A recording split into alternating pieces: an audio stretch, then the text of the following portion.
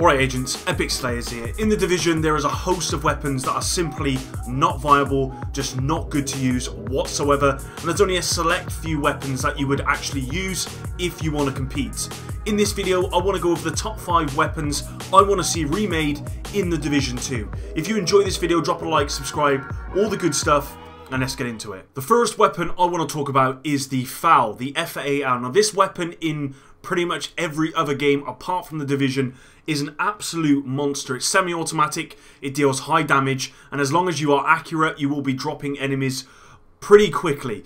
In the Division, unfortunately, because of the whole semi-automatic range of weapons just being pretty useless, apart from possibly the urban MDR, then the FAL unfortunately doesn't meet what we expect from a FAL. I remember first picking up the FAL in the Division and thinking, wow, you know, this weapon has so much nostalgia. It's been in a lot of my favourite games, especially Call of Duty games, and it's a very, very strong weapon in those games, but unfortunately it just doesn't live up to the hype in the Division. In the Division 2, I'd love to see the FAL come back. Actually, I'd love to see semi-automatic weapons become a viable option, and that would include the FAL and every other semi-automatic weapon in the Division. But for me, the FAL is one weapon I have to see come back in the Division 2, remade and powerful. Second on my list has to be the Thompson M1928. Now, when I first heard that this weapon was coming into the game as an exotic, as you can probably imagine, I was really excited because most other games which have the Thompson is a pretty powerful SMG.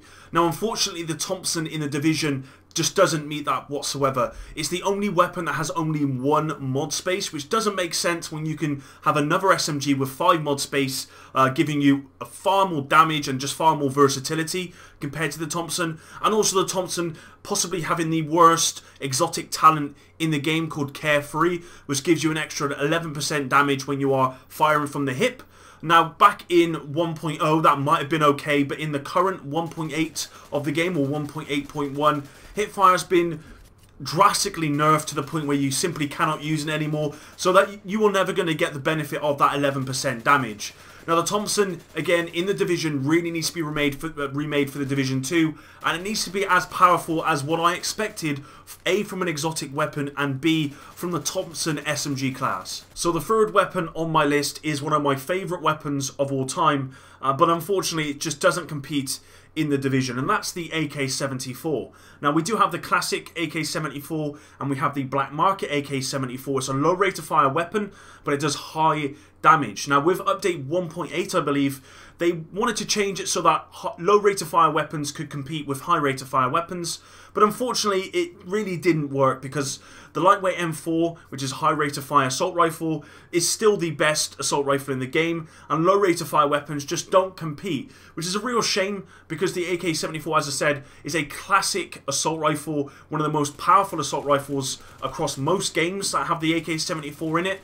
And I'd like to see this remade in the Division 2. I think the best way to remake this weapon is simply just to make low rate of fire weapons as competitive as high rate of fire weapons, and that way, you know, you can use a lightweight M4, but you can also use the AK-74 and you will get pretty much the same results. Number 4 on my list is not a weapon in general, but it is a variant of a class. Now, the class here is the M4 class, and everyone uses the lightweight M4. It's the best, probably the best assault rifle in the game. Of course, that's my opinion, but I think most people would agree with that.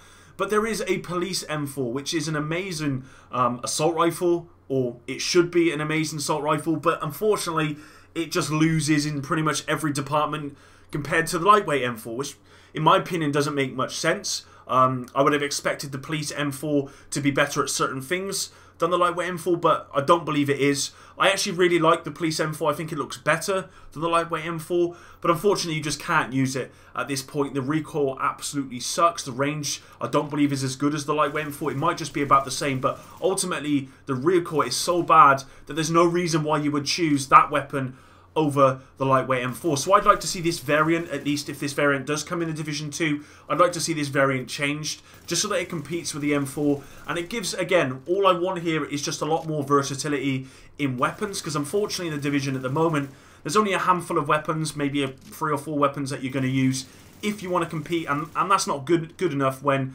there are, you know, 40, 50 plus guns in this game. Okay, so on to the last weapon of my list, and this is one of my favourite SMGs of all time.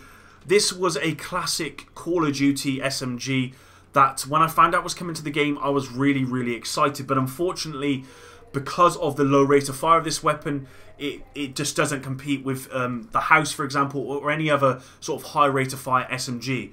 Now this is the UMP-45. This weapon, again, low rate of fire, high damage, but because the game just favours high rate of fire weapons, it doesn't compete with the other SMGs in the game. And I'd love to see this remade for the Division 2.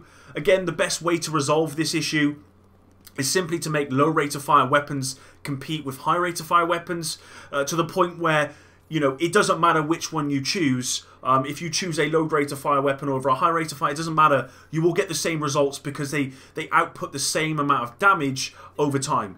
So there you go, guys. Hopefully you did enjoy this video. If you did, again, drop a like, subscribe, all the good stuff, turn on notification. It really does help me out. And until the next one, epic out.